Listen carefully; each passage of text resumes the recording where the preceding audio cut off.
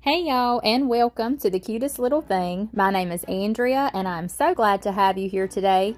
I'm from southeastern North Carolina, and I love all things vintage, thrifted, upcycled, and DIY'd, and you will find all of those things here on my channel. I also have 2 vendor booths in my local small town where I sell my crafts and decor pieces.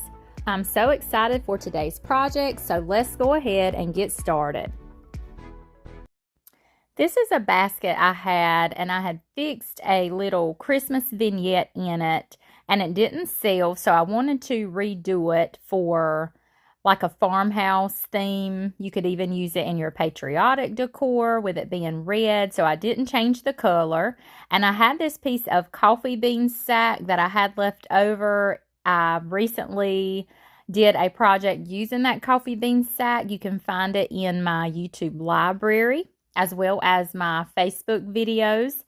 So I just put that piece of coffee bean sack in the bottom with some raffia and some Spanish moss, just as using it as kind of a filler. And you could see I had already attached a piece of drop cloth fabric to the front of the basket, and that little farmer's market piece was a transfer that I had in my stash, and I believe that transfer came in a packet from Amazon, but that was already like that, so I just left it as is, like I had done it prior to this time. So I wanted to fill this little basket with some cute goodies, so I had this tin bucket that I thrifted as well, and I painted it with the color, this is the Dixie Belle chalk paint in the color Spanish Moss. You can see it's a beige color with a hint of green. It's a really pretty color. So I did a full coat on that all over the bucket as well as the inside. And then after that dried completely, I went in with a second coat. And once that was good and dry, I darkened it up with some beeswax. This is the Sweet Pickins beeswax in the dark. And I am a retailer for the Sweet Pickins Milk Paint products. You can send me a message over on my Facebook business page to place your orders. And I just blended that all in really well. This is going to seal in our chalk paint as well as create a vintage, dirty look on this bucket because we are out in the farm. We don't want a clean bucket. We want it to be good and dirty. I grabbed some raffia. To me, this mimics hay when I do my farmhouse crafts and projects.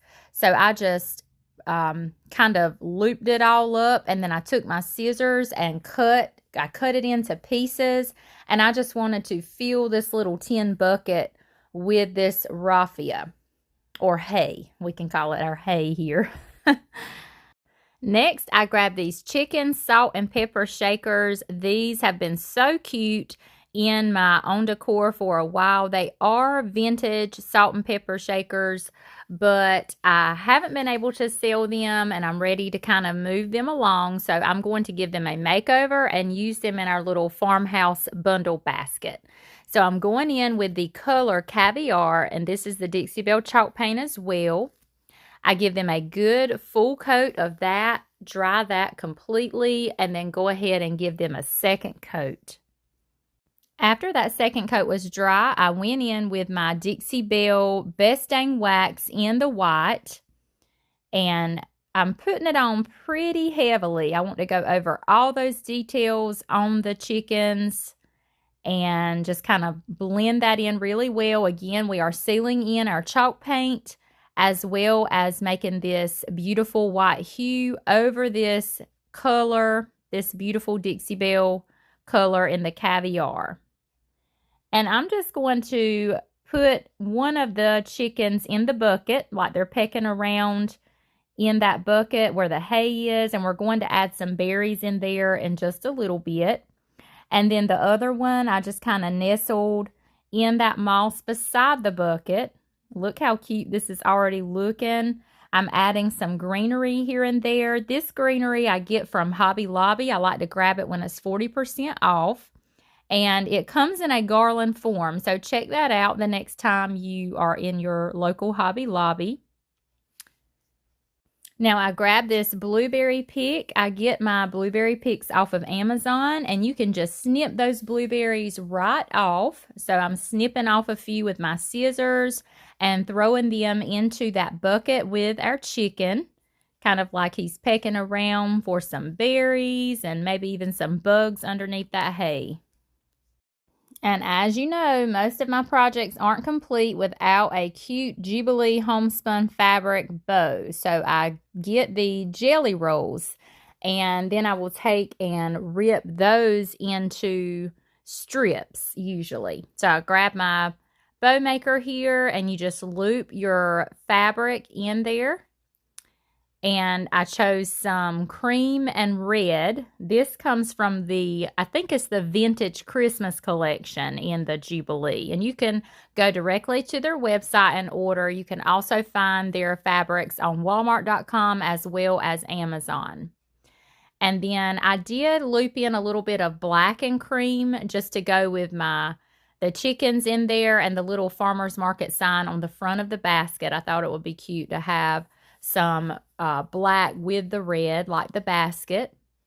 And then I just tied that piece of jute string. I like to double knot my jute string just to give it some extra hold. And give it a good shake, fluff those fabric strips, and look at our cute bow that we have.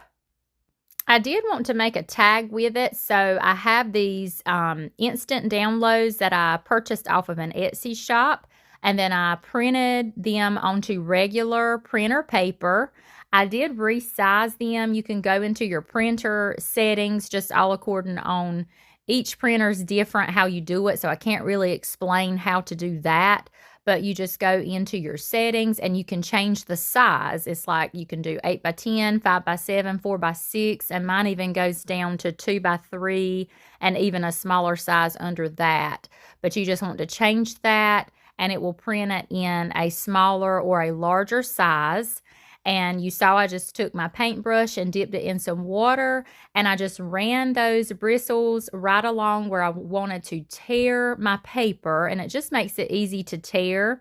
And you don't want to use too much water because with your printer paper, that ink might try to smear on you. So just a little bit will do, and then that just helps you tear your paper, and that gives you that feathered edge rather than a straight cut edge. And then I just applied Mod Podge on the back of that, and we are going to stick this down onto our cardboard tag. And I did take my ink pad and I took that tag and I just brushed the ink pad along the edges of that tag, and that just adds a little bit. It kind of highlights it and adds just a little bit more detail. Now we're ready to attach our bow onto our basket. So just a dab of hot glue on the back of that. And I wanted it kind of to the side. I didn't want to cover up my little farmer's market sign on the front of the basket. And I just like things on the side kind of off-centered most of the time. And then I took the tag that I made, put a little bit of hot glue on the back of that, and nestled it in that bow and just kind of cover up the little hole in the tag. You can adjust it and adjust your bow.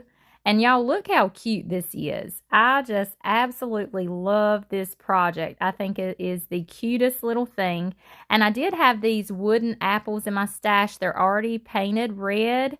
And I thought they would be cute to add in there, kind of give us a little patriotic twist on this, adding some more red with the blueberries that we had, and also give those chickens something else to eat. And I just love how this project turned out. So if you have something that you fix for Christmas and it doesn't sell for you, don't put it away until next year, although you could, but you can also revamp it for your summer farmhouse projects, even your patriotic projects. I also found that little parsley sign in my stash, so I thought that would be cute to add in there as well as another little touch. Y'all, let me know what you think of this.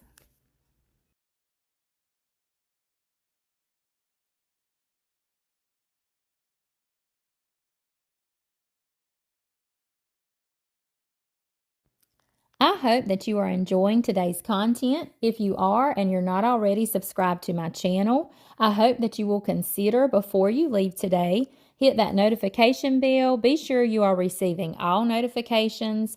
I would love for you to become part of our YouTube family. Okay, let's get back to the DIYs. I picked up this wire chicken basket at Cracker Barrel not long ago. They had it reduced to, I think, $14.99. It was originally $20. So I didn't want to do much to this. I already loved it as is. I was just going to add some eggs, of course, and embellish it a little bit. Those eggs came from Hobby Lobby out of the Easter section. And I wanted to put a little bow on his neck, so I'm taking my bow maker here and some Jubilee homespun fabric. Y'all know that's my favorite. You can get it directly from their website, or you can also find it from Walmart.com or Amazon. And just choose your fabrics, your ribbons, loop in your bow maker until you get it as thick as you would like. I didn't want this bow to be too big, so I chose just a couple different ones. And I added some raffia in there as well. You can get your raffia from Walmart or Hobby Lobby. I'm sure Amazon has it too. And just loop it in there just like you do your other fabrics. Once you get it looking like you like it, just pull it out of there with those jute strings and tie them. I like to double knot them just to give it some extra hold. Then you can trim up those pieces of raffia, trim your fabrics. Sometimes I give my bow a good shake, and that just helps those. I knew that hot gluing wouldn't work on this wired basket, so I attached a piece of floral wire I get off of Amazon, and I just wrapped it around the center of my bow and gave it a twist, and then I stuck that through the wire basket and back in or back out, and that's how I attached my bow to this piece. I decided to add some of that raffia inside of the basket as well with those eggs just to mimic hay. So I trimmed it up and I put it under the eggs and just kind of mixed it all together really, but I really liked how that looked. Look how cute that is. But I thought it needed something else, so we're going to make a tag. These are some really cute labels that I purchased off of an Etsy shop. These are instant downloads, so you purchase them one time and then you can print them as many times as you would like on your printer at home. I will link the name or the link to these labels in the description of this video if you're watching on YouTube. So I chose the one I wanted and I cut it out.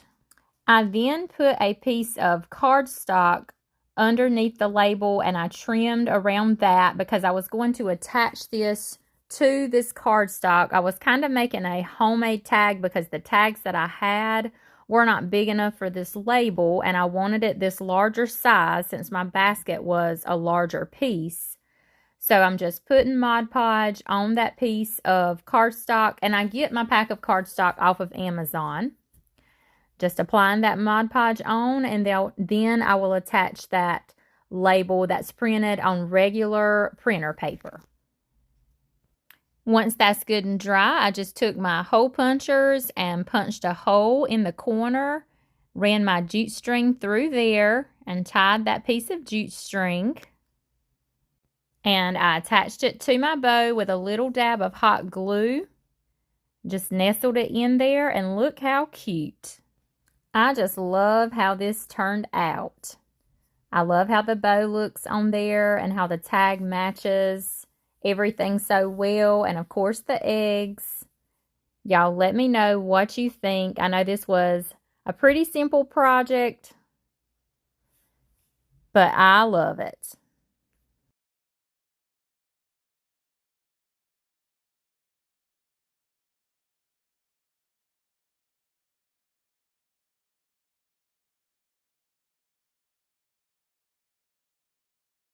I love using scrap wood for projects, so I grabbed this piece out of my stash. I love that live edge on it. It is beautiful just like it is, but I wanted to stencil something on here, and I wanted the wording to pop a little bit more rather than just stenciling on the wood itself. So I am mixing up some milk paint just to lightly go over this wooden piece. And if you're not familiar with milk paint, it comes in a powdered form, and you mix equal parts powder to your water, and you only want to mix up as much as you're going to use at each given time for each project. And this is the Sweet Pickins milk paint in the color Truffle. And I am a retailer for the Sweet Pickins milk paint, and you can message me over on my Facebook business page to place your orders. I have the paint charts pinned to the top of my page over there, and I keep the $7 packs in stock and ready to ship. And I just went in with that milk paint. After you mix it up, you can let it sit for a little bit to thicken up some, and then you just go in and brush it on like regular paint. So this is what we have after our first coat, and I just lightly sanded over it just to give me a little bit of a distressed look over this piece of wood. Next, I grabbed this stencil, Happiness is Homemade. This came in a stencil pack from Amazon. It came with some other stencils as well. And I decided to go in with the color Caviar in the Dixie Belle chalk paint. And I'm taking my stencil brush from Essential Stencil. These are the best stencil brushes I have ever tried. So you can shop with them on their Facebook page as well as their website. And again, this is Essential Stencils. They also have transfers that you can purchase as well as stencils, of course. And when I stencil, I just put very little paint on my brush. I'll dab some paint on, and then I will offload onto my craft paper, which is just kind of dab some back off. You don't want a lot of paint on your brush at all. And I'll kind of do a pouncing, stippling motion. Sometimes I'll go back and forth, but you just want to keep your hand down on your stencil, keeping it good and tight where those bristles don't go underneath your stencil, causing it to smear. And then I did let that first coat dry completely, and I went in and stenciled on a second coat. I made sure that was good and dry. Then I went in with another smaller stencil brush. This is from Essential Stencils as well. And same technique, you want just a little bit of paint on that paintbrush, but I'm filling in my bridges. And all that is where the stencil was made and there were gaps. There are gaps in some of the letters. You just go in and fill that in with a very small paintbrush. And you don't have to do this. It's optional. Sometimes I do it and sometimes I leave the bridges. It's just all according to the look that I'm trying to get. After that was done, of course, the last thing to do is to embellish with a beautiful bow. So I grabbed that bow maker. I grabbed some of that Jubilee homespun fabric, ripped it up into pieces, layered in my fabric. Usually I like to use at least 3 different kinds of fabric, like 3 different designs, and just let my colors kind of coordinate together and give that bow a good shake. I actually did make this bow a little too big, so I put it to the side for a future project, and I did make another bow just a tad bit smaller. And I love to take my jute string and tie a simple shoestring bow to embellish the center of my bows. And sometimes I'll embellish with buttons, rusty stars, rusty bells, just all according on the project. Put a dab of hot glue on the back of that bow. I do put a good amount, especially if it's a bigger bow. And I made this bow just a tad bit different. I put a little different piece of fabric in there, and I did embellish the center of this one with a small piece of that Jubilee homespun fabric tied in that bow just to complete it, that center, and just adjust it. You can trim it a little bit, like where it was going over some of the word homemade. I trimmed that up a little bit, and look how cute, just so simple, a scrap piece of wood.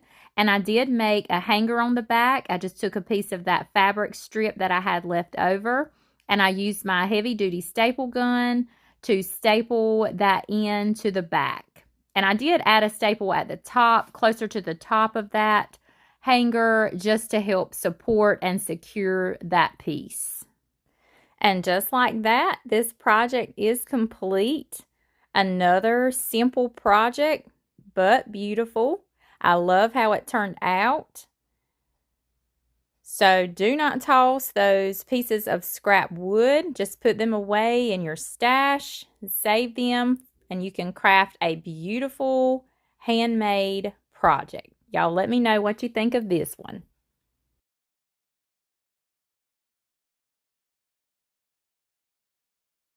Okay, friends, we have reached the end of today's video. So here are those projects staged up for you one more time.